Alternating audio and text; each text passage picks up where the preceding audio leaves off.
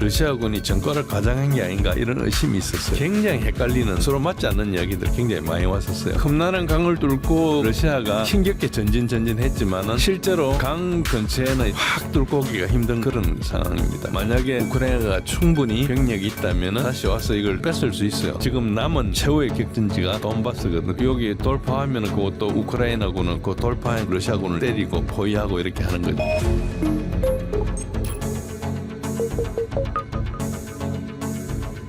주식, 암호화폐, ETF까지 원픽 리포트. 네, 진재희 교수님 모셨습니다. 안녕하세요. 네, 안녕하십니까? 네, 또 교수님 모시고 이 세계 곳곳에서 일어나는 전쟁, 특히나 이제 러우 전쟁 관련해서 좀 알아볼 텐데 먼저 이 태국 캄보디아 간의 전쟁부터 다뤄보도록 하겠습니다. 한동안 전투가 이루어졌고 태국이 이 캄보디아 이 본토를 상당히 많이 공습을 했습니다. 그래서 뭐 사이버 범죄와의 전쟁이다. 태국은 그런 타이틀을 내걸기도 했는데 일단 주말에 들려온 소식은 72시간 동안 휴전을 하자 뭐 그런 상황이긴 한데 이 두 전투 좀 어떻게 보시는지 궁금하네요. 예, 기본적으로 이 전쟁 자체가 두 나라 간에도 라이벌 관계가 있었지만은 사실 배경 국가들이 좀 있어요. 캄보디아는 이제 친중 국가였다가 한 2년 전부터 친미 국가로 좀 바뀌고 있어요. 그리고 이제 태국은 친중 국가고 동남아 전체가 거기가 다 이제 친중 벨트인데 미국이 와서 이제 조금 미국을 이 전 세계적으로 이렇게 컨트롤하면서 이렇게 쭉 둘러싸고 있거든요. 중국을 둘러싸기 위해서 주변에서 이제 분쟁을 일으키는데 지금 5월 달부터 이제 사귀기 시작해 7월 달에 분쟁이 있었고 지금 이제 다시 5달 만에 분쟁이 일어났는데 내부적으로는 뭐 이런 저런 관계가 있지만 사실 공식적으로 발표하는 것들이 실제 상황과 좀 맞지 않아요. 예를 들어서 지금 기본적으로 얼마 전에 이제 F-16으로 폭격을 하면서 뭐라 했는 거니까 사이버 범죄라든지 이런 거 우리나라도 거기 가가지고 좀 당하고 그랬지 않습니까? 스캠, 예, 그런 걸 그 단지를 뭐 폭격한다 이런 이야기를 했는데 사실은 그걸 잘 알려진 사실이니까 그걸 가지고 태국에서 명분을 삼아서 군사 시설을 폭격했어요. 네, 그래서 여기 나중에 한 영상을 보시면은 이 BM-21이라는 다련장 로켓발이 이제 캄보디아는 군사력이 거의 없습니다. 그래가지고 그게 한 100발 정도 있는데 그 저장고를 때렸어요. 그러니까 캄보디아에 어째 보면은 이제 군 시설이죠. 그게 이제 마침 그렇게 있어가 했는데 요거를 국제법적으로는 뭐 초국가적인 범죄를 소탕한다 이런 이야기를 했는데 실제로는 그렇게 이야기하면 좀 명분이 서잖아요. 우리나라 같은 데도 좋아하고 심지어 일본도 좋아하거든요. 그 이제 좀 자기 국민들 당했으니까 그런 것도 있지만 실제로는 군사 표적 타격을 하는데 이제 그걸 약간 정당화한 그런 측면이 있고 BM-21 로켓 보관 시설입니다. 요거 이제 실제로 저기 TNN이라는 태국 24시간 뉴스 방송에서 그 현역 공군 소장이 나와서 직접 이야기를 했어요. 보여주면서 이제 그런 이야기를 한 상황이기 때문에 군사 시설을 때렸다 이렇게 보시면 되고요. 그리고 이제 범죄 단지도 같이 그 근처에 때렸기 때문에 이제 사실은 그런데 범죄 단지는 민간 시설이니까 사실 때릴 수가 없거든요. 그러니까 이제 말은 그렇게 했다 이렇게 보시면 되고요. 기본적으로는 캄보디아 군이 그거를 범죄 단지 자체를 캄보디아 군이 이용하고 보호하는 시설이다 이런 이제 주장을 했는데 그것도 약간 우리가 확인하기 곤란한 심리전, 정보전 그런 성격이 있고요.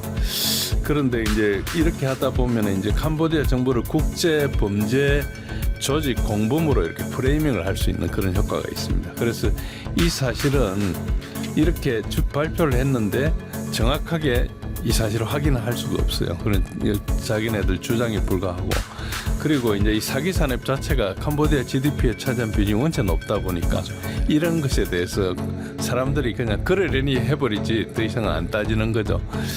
그런 측면이 있어서 확인이 좀 불가능하다. 그러나 이제 이게 실제로는 주권 침해에 해당되는 것이거든요. 그러니까 군 시설이면 때릴 수 있는데 민간 시설이면 좀 그럴 수 없는 부분이 있고 또 국경에서 분쟁이 일어났는데 그 깊숙한 데 때린다는 게 좀 약간 범위를 넘어가는 거기 때문에 이런 것들을 프레이밍을 하면은 이제 아마 문제가 없이 가고 태국 입장에서도 그런 로켓 같은 게 또 날라오면은 방어 시설도 충분하지 않거든요. 그러니까 태국이 가진 무기보다는 나쁜 거지만은 그래도 그걸 막을 시설이 없기 때문에 이제 피해는 본단 말입니다. 그러니까 이제 화근을 자르는 측면이 있죠. 그래서 이걸 군사적으로 보는 것이 조금 더 정확하다고 저는 봅니다. 그런 측면이 있고 이런 걸 해도 범죄 소탕이라는 명분 때문에 군사적 공세를 하거나 뭐 주권 침해를 하거나 이것을 그다지 문제 삼지 않기 때문에 이렇게 한 게 아닌가. 그래서 그런 측면이 좀 있다 이렇게 보시면 되겠습니다. 또 요번에 이제 또 주목을 끄는 게 그 이전에 전투가 벌어졌을 때는 우리나라 그 KGGB 예. 정밀 유도 폭탄 사용했는데 이번에는 T-50TH 이제 태국 그렇습니다. 버전이죠. 태국이 예. 우리나라에서 구매한 예. 이게 또 같이 예, 또 그렇습니다. 전투에 참여해가지고 예. 뭐 성과를 거뒀다 그런 말이 있는데 또 이거 관련해서 우리나라에서는 또 캄보디아인들이 우리나라 이제 T-50을 또 태국이 사용해서 자기 나라를 이제 뭐 주권을 침해했다 해서 시위도 발생하고 뭐 그런 사건도 있더라고요. 그래서 이게 좀 어떻게 보신지 궁금하네요. 예, 그것은 이제 그 캄보디아에서 시위하고 하는 것은 사실 억울하니까 시위를 하겠지만은 우리가 뭐 전쟁하고 있는 나라에 무기 팔은 것도 아니고 무기를 미리 팔았는데 이제 쓴 거니까 어느 나라도 무기를 사서 이제 쓰는 거지 않습니까? 우리하고 이제 한 거고 이게 사실 고등훈련기를 팔았거든요. 고등훈련기를 팔았는데 태국에서 고치자 그랬어요. 이게 국경공격기로 쓰면 좋겠다. 그러니까 FA-50 하고 비슷한 거예요. 거의 사실상 성능이 같은 건데 FA-50은 이제 경공격기로 쓰기 위해서 만드는 거고 이것은 이제 고등훈련기를 경공기로 이제 버전업을 한 거예요. 쓰다가 14대가 있는데 근데 이게 이제 태국에는 어떻게 돼 있는 거니까 F-16도 있고 그리핀도 있고 이 항공기는 그래도 좀 수준이 높은 항공기고 요거는 약간 우리가 가지고 있는 T-50TH는 이제 이나 FA-50도 이제 경공격기거든요. 그렇죠. 예, 그러다 보니까 우리 하이로 믹스 개념으로 좀 봐야 됩니다. 하이로닉스요. 하이로 믹스라는 것은 어떤 거니까 우리가 전력이 있는데 아주 좋은 전력이 있고 이제 조금 더 떨어지는 전력인데 맨날 좋은 걸 쓸 필요가 없지 않습니까? 이걸 아껴두고 조금 값싼 걸로 쓰는 거죠. 예를 들어서 뭐 이번에는 큰 망치를 쓰고 이번엔 작은 망치를 쓰고 그때 따라서 이렇게 쓰는 게 이제 필요한데 뭐 차가 2대 있다 생각해 보십시오. 근데 매일 그 큰 차를 가지고 다닐 것 없이 집에 경차를 가지고 있다가 앞에 시장 갈 때는 그걸 가지고 쓰고 멀리 뭐 바캉스 갈 때나 할 때는 쓰고 하듯이 그게 이제 효율적이겠죠. 그래서 하이로 믹스 개념이란 게 있습니다. 군에서는 우리나라도 그런 게 있습니다. 우리나라 전투기도 F-35가 하이급 같으면은 이제 그거보다 좀 떨어지는 구형 장비들 뭐 얼마 전에 퇴역한 F4라든지 뭐 F5라든지 아니면은 F-16 좀 구형이라든지 이런 게 이제 나중에 로우급이 되거든요. 그리고 F-15K나 이런 것들은 이제 하이급이죠.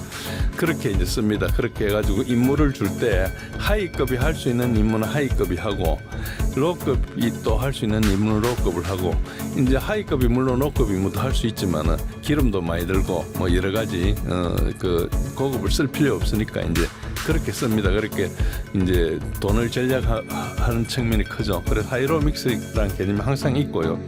그렇다 보면 태국 공군에서는 F-16과 그리핀이 하이고 이제 자기가 상대하는 나라가 이제 그 비행기까지 필요 없으니까 이 T-50을 이제 공격기로 개조하면 좋겠다 이렇게 해서 개조한 거거든요. 그래서 이제 썼는데 이걸 이제 우리나라 입장에서는 이제 처음 실전에서 보는 거잖아요. 그러니까 물론 우리나라가 쓴 건 아니지만 태국이 쓴 거니까 이제 그 데이터나 이런 것들은 대부분 남아 있겠죠. 그러니까 이제 증명이 됐고 가장 중요한 것은 뭔가니까 태국 공군이 가지고 있는 사버에서 만든 공중 조기경보 통제기가 있습니다. 그걸로 이제 비행기 세 종류를 다 이제 연동했다는 거, 연동해서 같이 썼다는 거. 어떤 표적을 때리거나 할 때 자기 혼자 가는 게 아니라 네트워크 데이터를 받아가 가거든요. 그런 것들 이제 다 이 통합이 된 게 검증됐다는 게 크죠. 그래서 실전에 검증했는데 뭘 검증했느냐? 실제로 때리는 것도 검증했고 표적을 받는 거라든지 네트워크에 통합되는 걸 검증했고 태국 입장에서는 세 개의 다른 기종이잖아요. 그 세 개의 다른 기종을 이렇게 혼합해서 썼기 때문에 그것도 굉장히 태국은 기술적으로 성취를 한 거죠. 그래서 이제 그런 것들을 봤다 이런 측면이 이제 큽니다. 그런 게 이제 크고. 한국 방산에서는 이제 뭐 굉장히 이제 희소식이죠. 이게 뭐 나쁜 소식은 하나도 없는데 일단 KGB에 대해서 뭐 태국에서 좋은 반응이 있었고 또 이제 이번에 이거 이제 TH까지 했으니까 이제 요거는 우리가 안 팔 거지만 T50을 팔거나 FA50을 팔거나 또 어디 남미의 뭐 가난한 나라들이 뭐 T-50을 사가지고 있다가 태국처럼 또 개조를 하거나 그렇게 할 수 있는 이제 여러 가지 옵션이 생긴 거죠. 그러니까 이제 이런 것들이 본래 팔 때 뭐 전시회하고 와가지고 뭐 교육시키고 이렇게 보여주고 뭐 이런 것보다 한번 실전에 쓰는 게 훨씬 중요하거든요. 그렇죠. 그래서 이제 그런 게 굉장히 중요하니까 한번 실전에 썼다 치면 일단 입증이 됐기 때문에 그 이런 고가의 무기들을 살 때 각 나라에서 자기네들도 다 그 과정을 거치잖아요. 감사도 받고 뭐 국회에서도 거치고 이 거치는 과정에서 이 검증된 거라는 것은 통과하기가 되게 쉬워요. 돈을 받는데 그러니까 이제 그 굉장히 하나의 장점이죠. 장점이기 때문에 이제 우리 한 문턱을 넘었었다 이런 게 있고 그래서 벌써 뭐 여러 나라에서 뭐 브리핑 보여달라 뭐 브리핑 해달라 뭐 추가 도입할 수 없느냐 이런 이야기가 오고 가고 하고 있죠. 그래서 뭐 당연할 겁니다. 이거는 쓰면은 되게 좋고 KGB도 굉장히 좋았어요. 그것도 이제 물론 가지고 있는 그 보행에서 만든 제2담 ER 그 사거리 연장 버전에 대비해서 값이 3분의 1밖에 안 하거든요. 그러니까 이제 그런 것들이 우리한테 좀 좋죠. 한편 이제 중국은 좀 망했고 중국은 이번에 뭐 포신 파이럿 전차 포신 파이럿인지 뭐 다른 장 나가다가 8명 죽고 맞아요. 네. 이런저런 일들이 많이 있었는데 그게 이제 중국이 기술이 없거나 이렇다기보다 시스템 자체가 이제 세계 시장을 겨냥해서 이렇게 하는 게 좀 덜 돼 있는 거죠. 그러니까 자기 나라에 만들다가 누가 팔려면 사는데 우리는 그래도 미국이나 나토를 중심으로 모든 표준이 돼 있거든요. 거기에 있는 여러 가지 표준 절차를 다 맞춰 나가고 그러다 보니까 이제 상당히 이제 뭐 호환성도 좋고요. 있고 네. 또 우리는 납품을 많이 해요. 세계적으로 체계 종합 회사들이 예를 들어 보잉이나 뭐 락히드 마틴이나 이런 회사들이 있다 치면은 거기에 우리나라에 있는 협력 업체들이 뭐를 납품을 하려면은 거기에 또 뭐 골드 클래스, 실버 클래스, 브론즈 클래스 이렇게 만들어가 실적을 가지고 하거든요. 그러니까 그걸 오랫동안 증명을 해야지 이제 할 수 있지 않습니까? 그러니까 이제 세계 공급망에 이제 편입돼 있었다고 볼 수 있는 거죠. 그러니까 모두 다 체계를 만든 경험은 없지만은 일부를 만들어가 해주고 또 주한미군 같은 거 있으면은 정비도 해주고 그러니까 이제 만들어 보지는 경험은 일천하지만은 여러 가지 이제 노하우들이 있기 때문에 그걸 막상 만들 때는 나라에서 이제 연구개발비를 투입해 가지고 그거 이제 개입하면은 이제 여러 사람들이 이제 실력이 향상되는 거죠.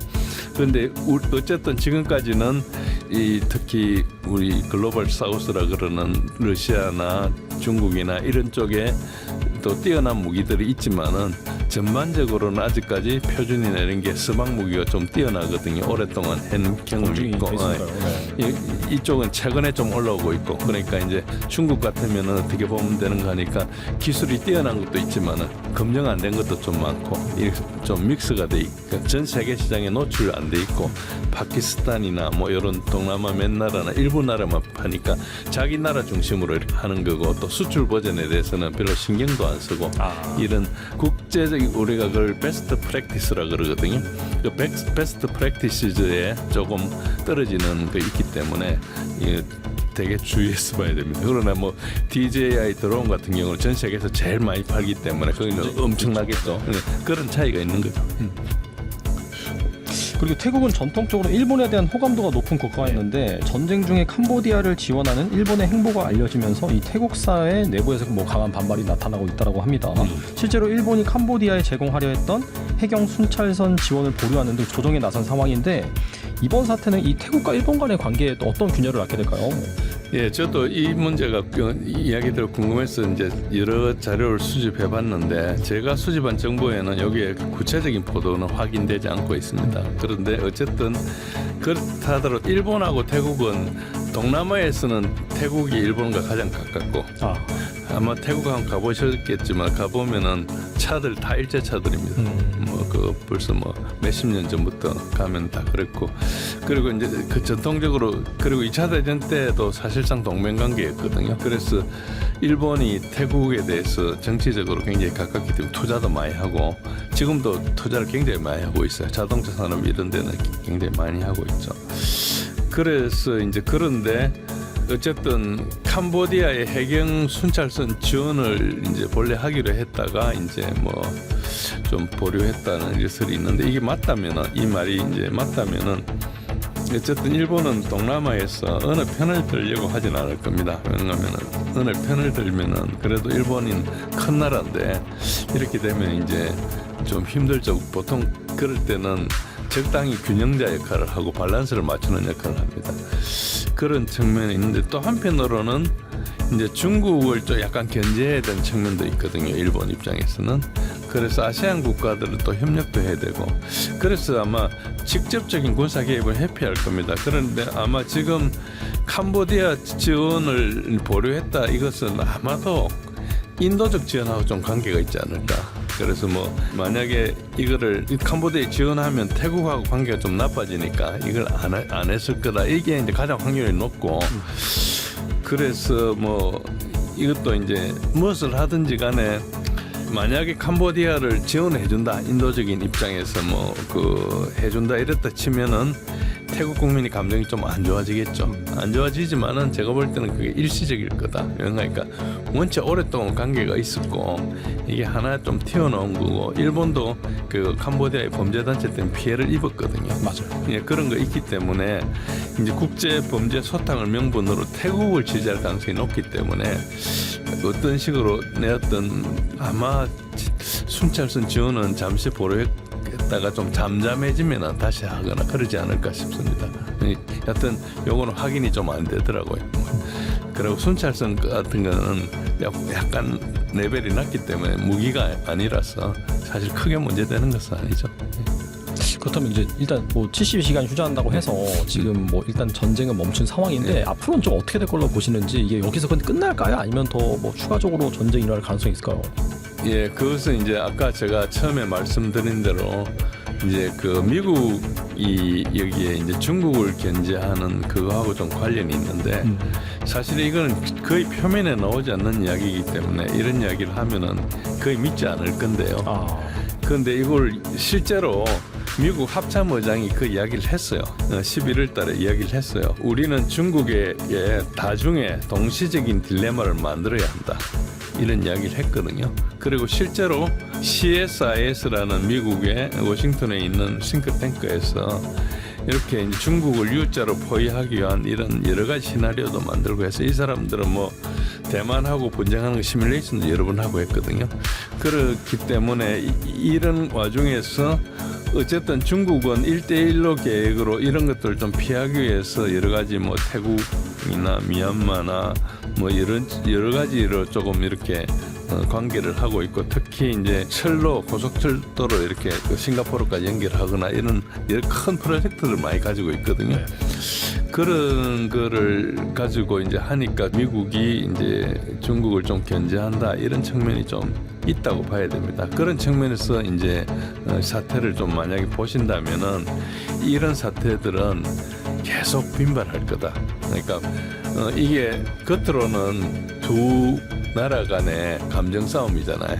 과거 역사적인 앙코르와트 사원이나 영토 때문에 생긴 문제를 가지고 국경 문제 가지고 막 싸우다 보니까 감정이 악해져 계속 싸우는 거거든요. 이 한번 싸우면은 싸움이란 게 까란치가 않아요. 나라 간에 싸우면은 많은 사람 죽고 이렇게 하기 때문에 그러니까 이런 것들은 이제 어쨌든 큰 틀에서 보면은 완전히 평화적으로 끝난다 이런 것을 상상할 수 없고 또 뭐 몇 달 있다가 혹은 몇 년 있다가 계속 이제 일어날 가능성이 계속 있는 거죠. 그런 차원에서 이렇게 보시는 게 좀 좋을 겁니다. 이번에 이제 러시아와 우크라이나의 전쟁 관련해서 질문 드려보겠는데 결국 크리스마스 동안에도 이제 휴전 협상은 성사되지 않았고 우크라이나는 해상 전장까지 확전하면서 협상 주도권을 잡으려는 움직임이 있는 반면 러시아는 이 미국과의 협상에는 비교적 유화적인 태도를 보이는데 유럽과 또 우크라이나를 향해서는 상당히 또 강한 경계심을 드러내고 있습니다. 이런 흐름을 종합해 봤을 때 이 러우 전쟁 전황 어떻게 보시는지 궁금하네요. 예, 지금 어쨌든 여러 가지 지금 질문하신 내용은 협상의 문제가 있고 또 협상에는 여러 당사자가 있거든요. 적어도 러시아, 우크라이나, 유럽, 미국이 있어요. 그런 당사자가 있고 그다음에 또 이제 전황도 있고 이 복잡한 상황인데 일단 현재 전황을 좀 이해하시면은 그다음에 협상이나 이런 것들이 왜 저런 주장을 하는지 조금 더 명쾌해집니다. 그래서 전황을 조금 먼저 설명을 드리겠습니다. 전황은 뭐 세세한 것보다는 전체 큰 흐름 중심으로 하겠습니다. 가장 최근에 일어난 변화인데요. 우선 위에서부터 수미주부터 시작해서 수미는 아시다시피 이제 쿠르스크에서 작년 8월달에 쿠르스크를 이제 침범했죠. 우크라이나가. 그러다 보니까 이제 러시아가 그걸 쫓아내면서 이제 버퍼존을 형성한다면서 이제 러시아 경계를 넘어서 우크라이나 경계 안으로 수미주로 들어왔어요. 수미주로 들어왔는데 수미주는 이제 그 옆에 있는 하르키프하고 밑에 있는 이제 그 키예프가 있는 그 주하고는 이제 가까운데요. 그 사이에 있는 거기 때문에 러시아에서 이렇게 그 키예프 쪽으로 내려오면 수미하고 바로 걸리거든요. 그러니까 수미가 뚫리면 키예프가 거의 화력 통제권에 들어옵니다. 그래서 이제 수미가 굉장히 중요한데 러시아는 이때까지 키예프는 계속 안 건드렸어요. 처음에 2022년 2월 24일에 침범해가지고 키예프 근처에 전차를 잔뜩 몰고 가가지고 한 2, 3주 동안 있다가 철수한 거 빼놓고는 한 게 없거든요. 그리고 이제 밑에 본격적으로 돈바스 지역에만 전투를 했었는데 지금 이제 우크라이나가 이렇게 작년에 쿠르스크에 왔다가 이제 퇴각을 하면서 계속 버프존을 한다면서 내려왔죠. 내려왔는데 본격적으로 들어가진 않고요. 여기도 이제 여기가 상당히 중요하다 보니까 우크라이나 지뢰 같은 걸 굉장히 많이 깔아놨어요. 그러니까 이제 빨리 내려올 수는 없어 북한군들이 와가지고 뭐 쿠르스크에 지를 철거한다 했는데 수미에도 했는지 안 했는지는 모릅니다. 그 수미에 한다는 이야기 있었는데 확인이 안 되고 있고 어쨌든 쿠르스크에 지뢰 재건하고 있는 것 같아요. 그런데 최근에 이제 쿠르스크에서 쫓겨났으니까 우크라이나는 쿠르스크 옆에 있는 데를 계속 또 건드렸어요.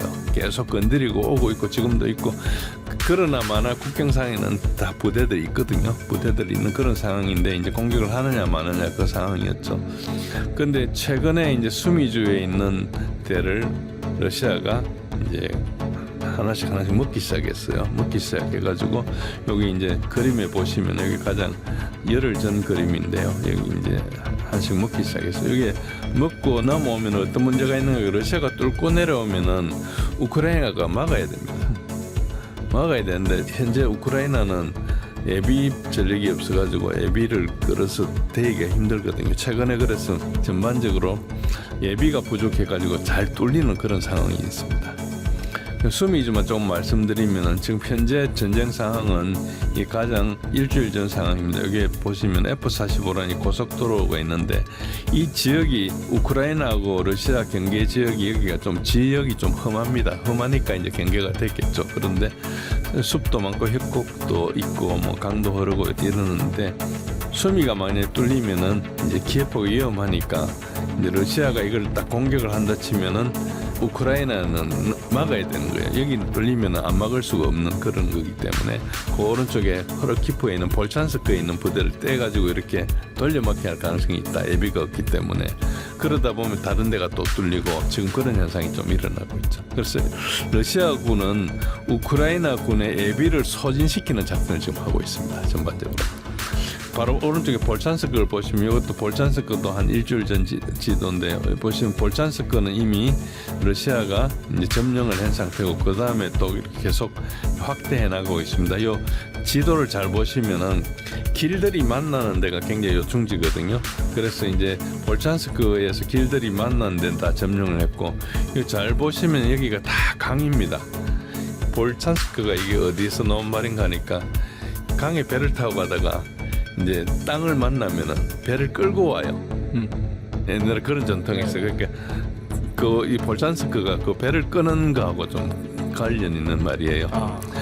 그래서 이제 지금 이게 내려왔다 하더라도 이 험난한 강을 뚫고 러시아가 힘겹게 전진했지만은 실제로 강 근처에는 이렇게 한두보라 그러죠. 우리가 스트롱 포인트들 잔뜩 만들어놨어요. 그렇게 만들어놨기 때문에 확 뚫고 오기가 힘든 그런 상황입니다. 그런데 여기에서 예비를 빼면 쑥 뚫리겠죠. 그러니까 이제 수미가 그렇게 중요합니다. 수미가 수도권에 가까우니까 그걸로 하면은 이 부대를 뺄 가능성이 높은데 이러면 옆으로 빠지죠. 그럼 하르키프가 또 위험을 받는 거죠. 하르키프가 또 2도시거든요. 지금 그런 식으로 좀 돼 있습니다. 그리고 이제 다음 요충지를 가고 하는 건데 아직까지는 다음 요충지를 갈 생각을 안 하고 있고 지금 강을 넘어가는 데서 헤매고 있는 거다 이렇게 보시면 되고요. 그다음 굉장히 중요한 한 지난 1년 한 3개월 정도 가장 중요했던 데가 이제 포크롭스크인데 포크롭스크가 돈바스 지역의 물류 기지 같은 데 있거든요. 우리 같으면은 뭐 이천이나 뭐 의왕이나 이런 데 비슷한 데인데 거기를 이렇게 이번에 완전히 다 함락했습니다. 왼쪽에 보시면 이게 지난 8월 말 그림이고요. 오른쪽에 보시면 이제 어제 그림입니다. 12월 27일자 그림인데 이게 이제 다 먹었죠. 다 먹은 상태고 맨 마지막에 이렇게 노란 게 오늘 먹은 걸 이렇게 그린 거거든요. 그래서 여기는 원래는 포크롭스크라 그랬고 포크롭스크는 우크라이나 이름이고 러시아 이름은 크라스노 아르메이스크라고 하고 이제 이 미르노그라드라는 본래 지명이 있는데 이제 드미트로이프라는 러시아 지명을 바꿔서 이제 표시하는 그런 상황입니다. 그래서 여기는 깔끔히 이제 확인됐기 때문에 일단은 돈바스 지역에 이제 물류 문제는 상당히 겪고 있다 이렇게 보시면 되고요. 그래서 이제 이 드미트로이프를 어제 함락함으로써 대부분 다 해결된 상태입니다. 그래서 요 그림들을 쭉 보시면은 굉장히 오랫동안 이 표시들을 보시면은 2024년 9월 12일 표시부터 지금까지 그냥 1년 3개월 동안 서서히 전진해가지고 이제 이렇게 나간 거거든요. 이렇게 이제 됐고 지금 가장 중요한 데 중에 하나는 밑에 자포로지아입니다. 자포로지아는 그 지난 3년 동안에 거의 아무것도 안 움직이다가 이번 여름부터 움직이기 시작했어요. 그러니까 2022년 9월 달에 철수를 하면서 드니프로강 밑으로 완전히 철수해 있다가 지금 이제 처음으로 움직이기 시작한 건데 한 서너 달 전부터 움직였거든요. 그런데 지금 자포리지아의 서부가 완전히 엄청나게 빠른 속도로 점령됐습니다. 그래서 자포리지아 동부입니다. 자포리지아 동부에 이제 굴리아폴레라는 이 도시가 있는데 이 도시가 어제 완전히 점령이 됐습니다. 여기에 제가 11월 23일 날 블로그를 쓰면서 그때 전망하기로 굉장히 빨리 내려온다. 빨리 러시아가 전진하고 있구나. 그러면 그때 한 2, 3개월 만이면 이거 굴리아폴레 함락하겠는데 이렇게 생각했거든요. 그런데 거의 한 달 열흘 만에 함락을 했어요. 한 달 일주일 만에. 그러니까 그때 생각했던 것보다 두세 배 빨리 함락을 한 거죠. 그 말은 뭔가 우크라이나가 지금 방어가 좀 안 되고 있는 것이고 지금 이 동영상 막 공개된 거 보면은 우크라이나군이 여기서 굴리아폴레에서 급히 퇴각하면서 뭐 소위 말 통제본부에 있는 컴퓨터, 랩탑, 뭐 전화기, 문서 이런 거 다 남겨두고 그냥 갔어요. 그래가지고 이제 이게 우크라이나에서도 엄청 비판이 많은데 굉장히 허겁지겁 이제 탈주를 한 거죠. 자기네들도 이렇게 빨리 내려올 거라고 생각 못 한 거죠. 그런 상황이고 이제 러시아 우크라이나전을 어떻게 보셔야 되는 거니까 대부분 닫혀 있는 지역도 있지만 개활지들이 열려 있는 데가 많아요. 평지 스텝 지역에 있다 보니까 그러다 보니까 어떤 문제가 있는가 하면은 한번 우크라이나군이 들어왔다 해서 다시 또 러시아군이 들어올 수 있는 거예요. 예를 들어서 고지전을 하는 것 같으면 고지를 하나 잡고 나면 다시 그걸 뺏으려면 되게 힘들지 않습니까? 그런데 평지는 그것보다 훨씬 쉬워요. 그러니까 조금 부대가 많으면 확 들어오면 이제 밀어낼 수 있는 그런 거죠.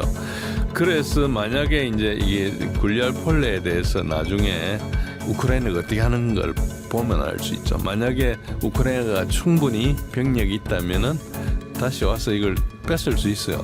이 전선이 원체 넓으니까 러시아군도 여기에 투입할 수 있는 병력의 한정이 있지 않습니까? 물론 다른 거 끌어가 할 수 있지만 그건 이제 무리하기 때문에 이제 안 하고 이렇게 하는 건데 만약에 우크라이나가 병력이 충분히 많다면 다시 들어올 거예요. 쿠피안스크가 분명히 그랬거든요. 근데 그렇지 않다면은 이제 병력이 다 됐다 이렇게 볼 수 있는 거죠. 어쨌든 굴리아폴레 사실 요 지도를 보시면 이 지도가 좋은 게 뭔가 이 강 표시가 다 있습니다. 요 두 강 사이에 있는 이 지역을 거의 이제 한 달 열흘 만에 먹었거든요. 그러니까 여기 하나 동쪽에 있는 강이 얀추르 강이고 서쪽에 있는 강이 가이추르 강이고 지금 굴리아폴레는 가이추르 강의 이제 서안에 있는 거죠. 그러니까 가이추르 강을 건너와 가지고 이 도시를 먹은 거거든요. 도시가 인구가 한 18,000명 있는 도시였어요. 물론 지금은 뭐 250명밖에 없다 그러니까 다 도망가고 있겠죠. 어쨌든 그런 상황이기 때문에 이제 여기서 거의 압도적으로 러시아가 승리를 했거든요. 2022년 한 6월 이후에 가장 빠른 속도로 진격해서 먹은 겁니다. 그 정도로 지금 우크라이나가 상당히 약하다 이렇게 보이는데 그거는 조금 더 확인해 봐야 됩니다. 아까 말씀드린 대로 그 다음 행동을 좀 봐야 되는데 어쨌든 러시아의 다음 목표는 자포로지아 전체를 점령하는 겁니다. 그래서 지금 자포로지아 전체 그림을 보시면은 여기 왼쪽에 있는 동그라미가 여기가 자포로지아라는 주 도시고 그리고 지금 오른쪽에서는 굴리아폴레를 먹고 이제 서진을 하고 있는 상태고 오라보라고 남부에 있는 이게 중요한 땅이 있는데 여기는 상당히 오랫동안 가기 좀 힘든 지형적으로 어렵고 여기 자세히 보시면 방벽들이 쭉 쌓여 있거든요. 방벽을 뚫기가 상당히 힘들어서 여기서 계속 견제를 하면서 이렇게 돌아서 들어올 거다 이렇게 이제 보고 있고요. 그래서 지금 오레오브는 강력한 방어선이기 때문에 다 우회하고 할 거다. 그걸 우리가 핀서 작전이라고 그래요. 집게 작전 이렇게 하는데 그렇게 예상되고 있습니다. 그래서 전반적으로 이게 지금 자포로지아 전체 지도인데 상당히 자포로지아가 가깝게 느껴지는 그런 상황이 있고 아직도 여기 보시면은 오레오브를 지나면서 큰 방벽이 있습니다. 그래서 이 왔다 하더라도 몇 주 만에 갈 수 있는 그런 상황은 아니고 많이 이제 공방전이 일어날 건데 아마 이게 우크라이나가 병력이 없으면 이것도 감당하기 좀 힘들지 모른다. 아마 여기 있으면 방어하기 힘들어가지고 철수해가 이 방벽으로 갔을 가능성이 좀 있다 이렇게 보시면 되고요. 그래서 이제 전반적으로 보면은 이 전체가 보시면 여기가 자포르지아고 여기가 이제 굴리아폴레고 여기가 아까 말씀드린 포크롭스크, 미르노그라드 이런 쪽입니다. 이렇게 크게 보면 여기가 한 100km 정도, 한 150km 정도 된 자포르지아에서 이제 파블로그라드 이런 쪽으로 해서 이 큰 벨트가 있는데 이 벨트는 장거리 화력으로 때리고 드론이나 이런 걸로 계속 공격을 하면서 요 앞에 있는 이 파란 것은 다 이제 우크라이나 부대입니다. 이 우크라이나 부대들을 이제 계속 러시아가 공격을 해 나가고 있으면서 공격을 하다가 약점 포인트를 뚫고 약점 포인트를 뚫고 이렇게 해 나가고 있다 이렇게 보시면 됩니다. 그리고 지금 남은 최후의 격전지가 이제 돈바스거든. 돈바스의 최후 격전지가 요 삼각도시입니다. 사실은 사각도시인데 우리가 중요한 세 개 도시만 콘스탄티노프카 그리고 이제 크라마토르스크 그리고 이제 슬로비안스크 이 세 개 도시 요 조그만 도시가 있긴 있는데 이걸 주로 이제 요 세 개 도시만 봅니다. 이게 잘 보시면 여기에 지금 세베르스크를 한 거의 뭐 1년 동안 해가지고 이제 얼마 전에 러시아가 이거를 점령을 했거든요. 그래서 세베르스크에서 이게 정면으로 보입니다. 슬로비안스크는 돈바스 내전이 2014년도 일어났을 때 제일 처음 우크라이나군이 포격한 도시입니다. 그래서 러시아계 입장에서는 저기를 탈환하는 것이 일종의 종지부를 찍는 거다. 그래서 푸틴이 협상하면서도 돈바스는 내놔라 이런 게 돈바스 내놓으면 나머지를 양보할 수도 있다는 이런 뉘앙스로 이야기를 했습니다. 그건 법적인 문제가 있긴 하지만 그건 좀 복잡하니까 라는 이야기하고 지금 돈바스 최후의 격전지를 잘 보시면 여기에 이제 방벽들이 쭉 있거든요. 이게 이제 1차 방어선이고 여기가 이제 2차 방어선이고 가운데 개별 방어선들이 쭉 있습니다. 그래서 이제 러시아군은 세베르스크나 다른 데서 주로 1차 방어선을 뚫고 2차 방어선 사이에 있는 고립된 진지로 들어가는 거예요. 그거 이제 전술적 중심을 돌파한다 그러는데 그걸 돌파해가지고 그래서 여기 돌파하면은 그것도 우크라이나군은 그 돌파한 그 러시아군을 이제 때리고 포위하고 이렇게 하는 거죠. 그래서 이제 그걸 안 당하려면 돌파를 하면서 신속하게 많은 부대를 투입해가지고 싸워야 되겠죠. 이제 그런 식으로 하는 것인데 러시아는 이런 방어선을 어떻게 하는 거니까 세분을 합니다. 세분을 해가지고 쭉 분할해가지고 공격을 하다가 어디 쐐기가 보이면 거기를 확 뚫고 들어가가지고 교도보를 확보한 다음에 거기를 강화를 해요. 많이 집어넣어가지고.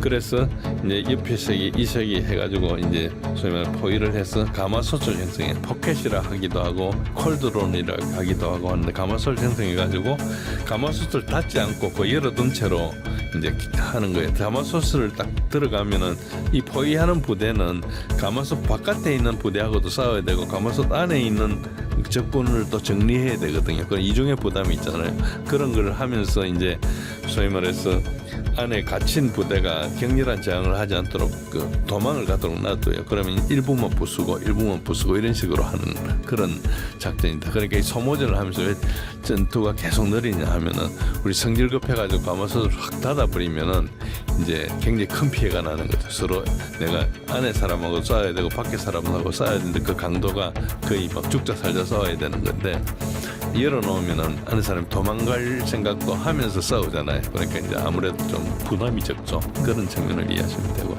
그런 식으로 이 적전 지역이 형성돼 있고 지금 여기가 1차 방어선인데 세베르스크에서 이런 식으로 형성돼 있다 보시면 되고 다 이렇게 진지가 있고 강이나 하천이나 고지 같은 데를 가지고 이렇게 가고 있고 세베르스크도 여기 주위에 왜 조그만 도시가 이렇게 점령하는데 오래 걸리는가 하니까 고지들이 많이 있어요. 고지들 그다지 높지 않아요. 한 150에서 200고지밖에 안 되는데 한 뭐 표차도 한 100m 정도밖에 안 나는데도 높은 데 있으면 드론 운영하는데 되게 좋거든요. 밑에서 올라가는 거에 비해서. 그래서 감제 고지가 쟁탈이 많이 되고 이게 이제 러시아군이 굉장히 불리한 낮은 데서 싸우다 보니까 시간이 많이 걸린 거예요. 그런 식으로 이제 돼 있다 이렇게 보시면 됩니다. 마지막으로 이제 쿠피안스 건데 쿠피안스 건은 굉장히 혼란된 보도가 있었습니다. 러시아군 10월 말에 푸틴 이야기한테 보고하면서 70%를 점령했다. 그래서 쿠피안스크에서 포위된 우크라이나군이 안 나오면 다 죽일 수밖에 없으니까 항복해라 이런 이야기까지 했거든요.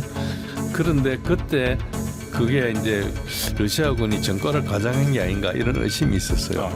의심이 있었고 또 얼마 전에 젤렌스키는 그게 우크라이나 통제하고 있다 이런 이야기를 하고 쿠피안스크 입구에 가가지고 이제 도시 입구에 이정표 있는 데 가서 이벤트성 인증사도 찍고 이렇게 그냥 그 사진 찍고 나서 이제 베를린으로 가서 지원을 받아야 되니까 우리가 무사하다 이런 걸 보여줘야 되지 않습니까? 지원 받으러 가는데 여기 다 뺏겼다 이러면 이제 사람들 지원 안 해줄 거니까 이런 식으로 해가지고 이 보도가 굉장히 헷갈리고 텔레그램 채널에 이제 러시아 쪽, 우크라이나 쪽, 중립 쪽 이 뉴스를 한 몇 주 동안 봤는데 굉장히 헷갈리는 서로 맞지 않는 이야기들 굉장히 많이 왔었어요. 그래서 이제 그걸 오랫동안 헷갈리 하다가 정리를 해보니까 여기가 다른 데보다 이제 강은 많이 흐르고 있지만 상당히 옆에가 많이 개방돼 있어서 넓은 도시고 좌우로 이렇게 사통팔달해가지고 있기 때문에 이거를 닫힌 도시 같으면 분지 같은 나 이러면 장악하기 쉬운데 털려 있기 때문에 이게 예를 들어서 우크라이나에서 뚫렸다 하더라도 애비를 쑥 보내면은 다시 열을 수 있구나 이런 상황이라 가지고 그런 것 같아요. 그래서 여기가 어째 보면은 하나의 전장이라기보다 프레셔 밸브, 압력 밸브 같은 걸로 봐야 됩니다. 그래서 만약에 우크라이나가 정치적 동기를 가지고 막 과도하게 자원을 투입하면은 이제 이게 순간적으로 폭발한다. 어디 다른 데서 그런 걸 보기 때문에 쿠피안스크는 아까 말씀드린 굴리아폴레랑 같이 하나의 검증할 수 있는 수단이 된다. 그래서 시청자 여러분들이 그걸 가지고 한번 보실 필요가 있습니다. 요거는 석 달 전의 그림인데 그때 거의 다 러시아가 이렇게 잡았었거든요. 그때는 우크라이나 매프들도 이런 걸 인정을 했어요. 약간 차이는 나지만은 그랬었는데 지금은 그렇죠.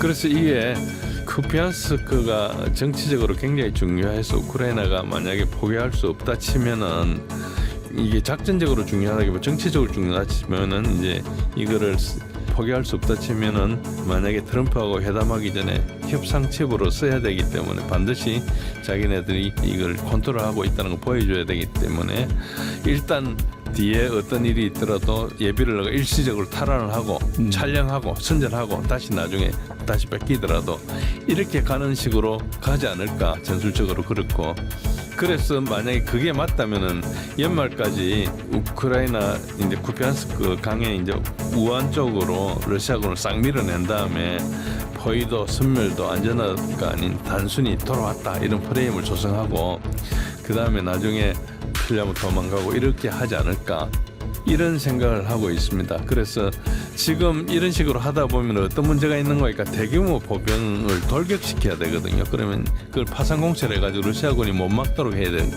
않습니까? 그러다 보면 병력 손실이 되게 많고 지금은 그러기에 좀 좋긴 합니다. 안개가만 있기가 드론 활동이 좀 힘들기 때문에 할 수 있는 거긴 하지만은 그리고 이게 도시전을 집중해야 되기 때문에 빨리 간다 하도록 잘 안 돼요. 병원구역도 있고 고층 건물도 있고 철도 시설도 있고 그리고 이제 이게 쿠피안스크가 양쪽에 다 뚫려 있기 때문에 양쪽에 다 압박을 받을 수 있어요. 그러다 보니까 예비대가 만약에 소진된다 이러면은 상당히 이제 어려워질 거다. 그래서 그런 생각이 있고 본질적으로 이거는 기동전이라기보다는 정치전에 가깝다 이렇게 이해하시면 되고요. 인적 소진을 통해서 정치적 목표를 달성하는 거죠. 그래서 협상에서 유리한 거를 이제 하기 위해서 이제 그렇게 할 수도 있는 거죠. 근데 이런 식으로 하다 보면 위험합니다. 일단 가장 큰 게 보급선이 취약해지고요. 보급로가 협소한데 계속 지속적으로 폭격이 노출되고 갑자기 들어가다 보니까 이제 빠른 속도로 기동하다 보면 보급이 그 속도를 따라가줘야 되잖아요. 그런데 그 도시 공격 부대하고 방어 부대의 보급 소모 속도가 공격 부대가 훨씬 많거든요. 그러니까 이제 굉장히 기술적으로 어렵죠. 탄약이나 의료나 지휘 체계가 소진이 가속화될 거다. 그리고 이제 갑자기 들어가다 보면은 정렬을 할 수 있기 때문에 전선을 싱크로나이즈 할 수가 없어요. 여기 들쭉날쭉 하다 보면은 지휘 통제가 굉장히 어렵거든요. 그러니까 전선이 동시에 되지 않으면은 전선이 꼬불꼬불 하면은 측면이 여러 군데서 노출되기 때문에 제대로 갈 수가 없어요. 그런 측면이 있고 이미 세베르스크에서 그 계속 때릴 수 있고 지금 아까 말씀드린 대로 굴리아폴레 같은 데 이런 게가 뚫리는 이유 중에 하나도 여기에 함부로 잘못 투입해가지고 그런 게 아닌가 이런 정도로 볼 수 있습니다. 지금 자포로자 동부 전선이 급격히 붕괴되는 것은 거의 좀 이해할 수 없는 정도로 빨리 붕괴됐는데 이게 지금 이걸로 지금 추정하고 있습니다. 그런 걸 하고 있고 만약에 이제 정치적 명분이 영토 손실보다 훨씬 더 중요하다 치면 할 수 있겠죠. 그런데 만약에 실패하면은 확 걷잡을 수 없이 도미노처럼 무너질 수 있는 그런 효과가 있고요. 그리고 이제 이런 정도는 이제 부대를 모아가지고 돌격을 여단을 만들어가 투입하지 않습니까? 그러면 이제 전력이 소진이 되는데 소진이 되고 난 다음에 재생을 못해요. 거의 소멸돼 버립니다. 그러면 없어지는 거죠. 그러니까 돌격을 어디에 맞추는가 하니까 미디어 라인에 이번에 트럼프하고 협상을 하면 협상에 아니면은 지난번에 베를린에 가서 협상할 때 그 타이밍 맞춰서 공격을 해야 되거든요. 그러니까 이게 막 도시에 어려운데 막 들어가야 되는 거예요. 그래가지고 자기 깃발을 꽂아야 되니까. 그래서 미디어 데드라인 때문에 움직이니까 이게 이제 좀 안 되는 거죠. 그래서 즉각적인 붕괴라기보다 공동화되는 그런 현상이 발생하고 인원이 이탈하거나 지위가 저하되거나 전투력 한계점 이하로 하락하는데 계속하거나 이런 일이 일어나고 러시아 측도 약간의 과장 보도가 있었던 것 같은데 어쨌든 선전은 자제하고 있고요. 과장된 승리 주장은 없고 철도 인프라를 확보하고 있고 이제 러시아 쪽에서 늘어오는 우한 쪽은 확보를 하고 있고 그리고 과잉 투입을 안 하고 있어. 우크라이나 확 밀고 내려오면 거기에 대해서 이제 하는 거지. 거기에 막 같이 맞불 놓는 그런 건 안 하고 있거든요. 그래서 시간이 흐르면 러시아한테 유리한 그런 식으로 가고 있는 거죠.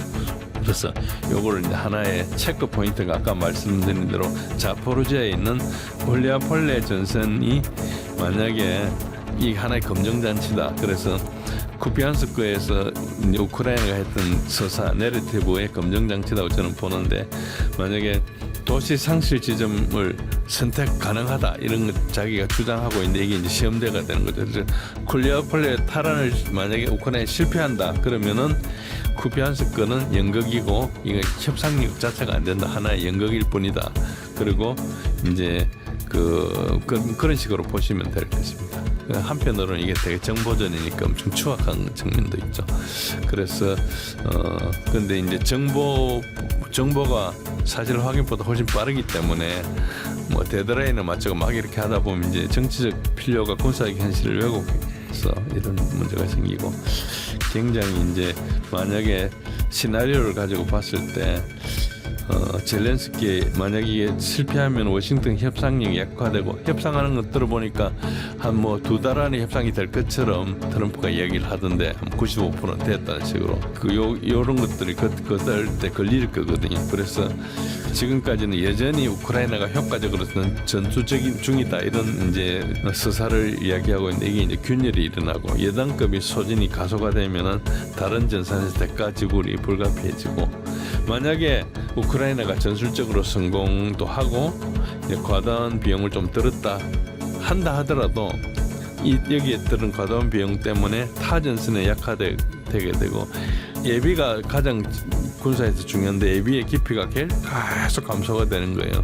그러니까 다음 위기가 앞당겨지는 것이죠. 그래서 이런 식으로 보시면 된다. 그래서 저는 쿠피안스크가 영토가 본질이 아니고 협상 레벨이나 생존율이나 이렇게 어떤 피로를 주고 산 시간이다 이렇게 보는 것이고 어떤 뭐 비합리적으로 보이는 전투의 합리성이 좀 없는데 이거는 이제 정치적인 것이기 때문에 값비싼 전쟁이다 이렇게 보시는 게 좋습니다.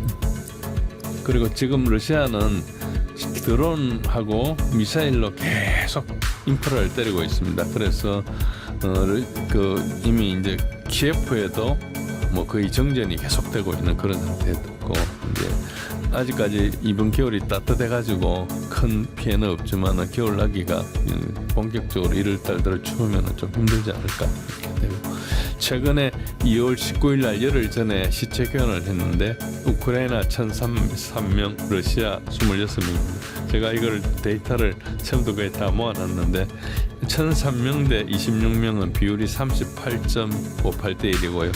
이때까지 누적했던 것은 이제 19,000명 대 1,600명, 11.9대 1입니다. 오른쪽은 누계 그래프고요. 누계 그래프도 계속 올라가고 있죠. 그리고 이제 이 각각의 그래프는 이제 더 빨리 더 훨씬 큰 비율로 올라가고 있고 러시아 국방부가 발표한 우크라이나군의 인원 손실 누계는 어제 날짜 기준으로 150만 명을 넘었습니다. 그러니까 이것에 대한 논란은 있지만 어쨌든 데이터가 그렇습니다. 최근 워싱턴 포스트는 러시아가 우크라이나 전쟁 5년 차에 접어드는 2026년 본격적인 경제 위기에 직면할 수 있다고 분석했습니다. 미국이 대러 제재로 원유 가스 수입이 반토막난 반면 전쟁으로 이 국방비 지출은 사상 최고 수준으로 늘어나면서 빠르게 재정 압박을 받고 있다는 분석인데 이런 흐름을 종합해봤을 때 2026년 이 러시아 경제 향방은 어떨까요? 워싱턴 포스트 여러분 아시겠지만 워싱턴 포스트 누가 가지고 있습니까? 제프 베조스가 가지고 있죠. 가지고 있는데 CIA의 마우스피스라고 보시면 됩니다. 그래서 이제 미국이라는 나라가 원체 움직이는 사람들이 많아가지고 우리가 딥스테이트란 말도 쓰기도 하고 그런데 일단 주요 기사가 문의하신 내용이 이제 원유 가스를 팔아가 얻는 수입이 반토막 날 거다. 국방비 지수는 사상 최고가 될 거다.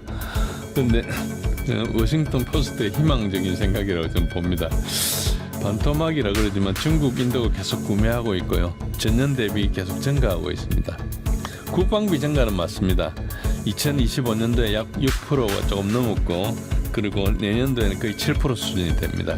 사상 최고를 하고 있는데 사실은 러시아가 생긴 이래로는 그렇지만 소련 시절에는 GDP 15 내지 20%를 썼거든요. 그것보다는 훨씬 낮고요. 그리고 GDP 성장으로 감당이 가능합니다. 러시아 외환 보유고가 충분합니다. 그래서 3천억 달러를 동결했지 않습니까? 4년 전에. 그런데 금과 외환 보유고가 계속 증대하고 있습니다. 그래서 국방비 지출이 사상 최고는 미국이 지금 사상 최고고요.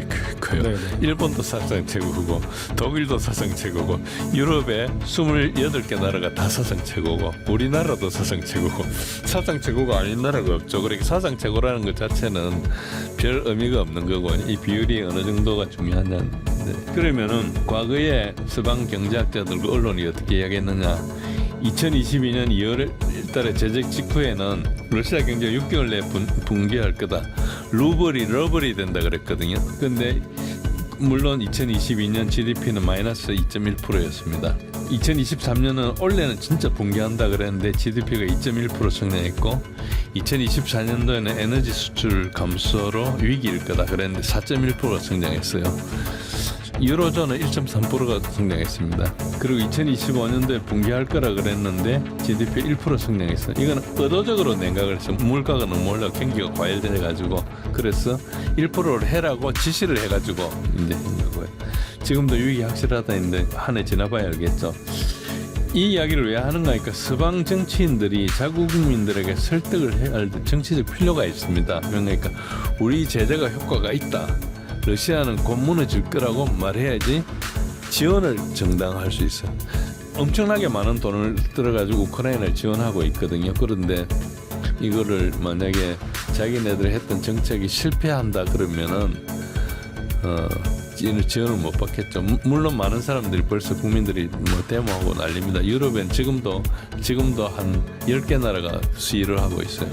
시위 정도가 이거 엄청나게 하고 있는데 근데 아직까지도 뭐가 그래도 남아있는 거니까 경제는 곧 무너질 거야. 그거는 이제 계속 하고 있는 거죠. 그래서 이거는 그렇지만 러시아 경제는 매우 견조하고요. 그리고 이제 분석을 이렇게 서방 경제학자들이 왜 이거 실패하는가 하니까 경제 모델의 차이가 있습니다. 서방은 자기 경제 모델을 가지고 러시아를 보거든요. 그러니까 오판을 좀 하는 거죠. 서방 경제는 금융 중심이고 그리고 서비스 중심이에요. 그리고 달러 체제에 의존하고 있기 때문에 금융 제재를 당하거나 무역 차단을 하면 거의 치명적입니다. 우리가 트럼프가 뭐 우리 이재명 대통령한테 막 관세 압박을 하고 막 하고 있는 것은 이런 수단이 있기 때문에 일단 당장 차단이 되면 우리가 엄청 불편하거든요. 뭐 언젠가 극복할 수는 있겠지만 시간도 오래 걸리고 불확실하고 하니까 일단은 힘들더라도 뭐 대충 화해하고 들어주자 이런 거죠. 이런 측면이 좀 큰데 잘 보시면 중국은 1970년대 이후에 한 번도 경제 위기가 없었어요. 이게 뭐 온갖 파동이 나왔지 않습니까? 블랙만데이도 있었고 뭐 닷컴 버블도 있었고 그다음에 2008년도 금융위기도 있었고 뭐 팬데믹도 있었고 다 있었는데 그 금융위기를 겪지 않았어요. 그러니까 금융이 중심이 아닌 경제인 거죠. 러시아 경제는 자급자족 구조입니다. 그래서 금융보다는 실물 경제고 서비스보다는 제조업, 농업, 에너지 중심이고 또 국가가 통제를 합니다. 그러니까 비상시가 되면은 그 소위 말해 자원을 조절해 가지고 할 수 있는 능력이 좀 있죠. 이제 서방은 개인이 많이 가지고 있기 때문에 통제가 상당히 제한되는 데 비해서 국가 통제력이 좀 많다는 거죠.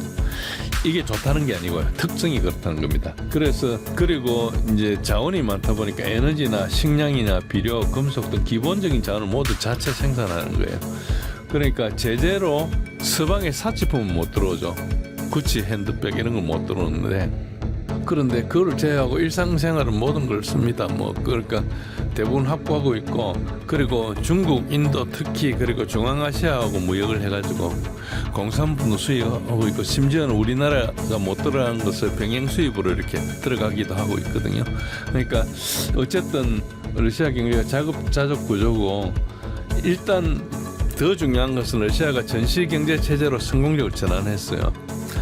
요거는 그 진주만 공격을 이제 받으면서 미국이 완전히 경제 대공황에서 벗어났거든요. 1929년 대공황 이후에 엄청나게 경기가 악화돼가지고 여러 대통령이 하고 했는데도 경기 못 살리다가 이제 전쟁 특수 때문에 확 경기가 살아났거든요. 그리고 전쟁 끝나고 나서 미국이 세계 최대 경제 대국이 됐지 않습니까? 그러니까 전시 경제는 일시적으로 효과가 있는 거예요. 물론 소련도 1941년 독소전을 하면서부터 45년까지 생산 엄청 증대했죠. 그런 게 있습니다. 그리고 군수 산업을 확대해서 관련 산업이 활성화되죠. 군수 산업은 파급 효과가 크진 않아요. 월급 저는 죽는 정도인데 그래도 활성화돼가지고 러시아가 지금 실업률이 역사적으로 최저치 뭐 2.4%라서 인력이 모자라가지고 그렇죠. 완전 고용입니다. 그리고 수입 대체도 서방 제재 외국 기업을 국내 기업으로 대체했습니다. 자동차가 대표적이고 지금 러시아에는 러시아 자동차와 중국 자동차만 팔리고 있거든요. 물론 병행 수입으로 다른 차들이 오고 있는데 대부분 이제 큰 덩치는 그렇고 이런 자동차 시장에 러시아 자동차가 끼어들지를 못했어요. 그러니까 이게 전문화돼 있지 않았거든요. 우리나라는 우리나라 사람이 자동차 만든 게 전 세계 시장에서 만들잖아요. 그런데 러시아는 일단 디자인에서도 밀리고 노하우에서도 밀리니까 명함을 못 내밀다가 이제 아무것도 없으니까 이게 들어오는 거예요. 중국 차하고만 경쟁하는 그런 거죠. 그리고 이제 민항기 하나를 인정해가지고 지금 완전 100% 자국 러시아산 부품으로 한 이제 민항기가 날아다니고 있어요. 그러니까 이제 이게 한 4년 동안 굉장히 크게 수입 대체를 한 거죠. 수입 대체가 경제적으로 효과가 있지는 않습니다. 더 좋은 걸 다른 사람이 더 좋은데 이제 안보 위기가 있거나 할 때는 이게 이제 하나의 버팀목이 되죠. 효율성은 없어도 일단 자기네들이 크게 다치지 않고 있다는 것이고, 그리고 에너지 수출은 1일 800만 배럴의 원유를 수출하고 이것만 해도 연간 2천억 달러를 수입을 하고 있습니다. 그러나 이 전시 경제가 지속 가능하지는 않습니다. 언젠가는 전쟁이 끝나고 나면은 제조정하는데 큰 문제를 겪죠. 그렇지만 그 전쟁 종료 이후의 문제이고 전쟁하는 동안에는 이제 관계가 없다. 그리고 가장 중요한 게 중국 변수인데, 중국이 이제 러시아의 전략적 동반자거든요. 이번 7월 달에 왕이가 EU의 카야 칼라스한테 뭐라 얘기하는 거니까 중국은 러시아의 패배를 용인할 수 없다 그랬어요. 이게 그동안에 전쟁 나고서도 중국은 계속 중립을 지켰거든요. 물론 민간 제품만 팔고 군수 제품만 안 팔고 했죠. 뭐 그런데 중립을 지켰는데 러시아 지원을 탈피를 했고, 러시아는 최근에 뭐라 했는가, 푸틴이 한 말입니다. 대만에서 분쟁이 발생하면 러시아가 중국을 지원하겠다 그랬어요. 그러니까 거의 안보 동맹 비슷하게 돼가는 거죠. 말만 했어 뭐 이게 실제로 이루어질지는 두고 봐야 되는 거지만, 이것은 러시아와 중국을 분리하려고 했던 서방 외교가 지금 큰 실패를 보고 있는 사례라고 볼 수 있습니다. 그래서 이게 핵심적인 사항이기 때문에 결코 뭐 이 경제가 붕괴된다는 이런 일은 있을 수 없고, 이 주요 그 지표들도 보면은 2025년 올해 1% 정도 성장을 하고 있고, 과거 3년간 누적 성장률이 9.7%고 유로존의 3배 정도 됩니다. 중앙은행 외환보유고가 7,415억 달러입니다. 이게 전쟁 전에는 6,300억 달러거든요. 3,000억 달러 빼고도 지금 1,100억 달러가 증가한 거예요. 그러니까 그렇게 연방 적자가 2.6%인데 내년에 1.6% 될 거고, 이 세금을 좀 올린다 그럽니다. 그리고 향후 3년간 1.5%로 하락할 거다. 국가 채무 비율이 17.7%입니다. 향후 3년간 20% 미만을 유지할 거다 이렇게 하는데, 이게 서방하고 비교하면 엄청나게 좋은 숫자죠.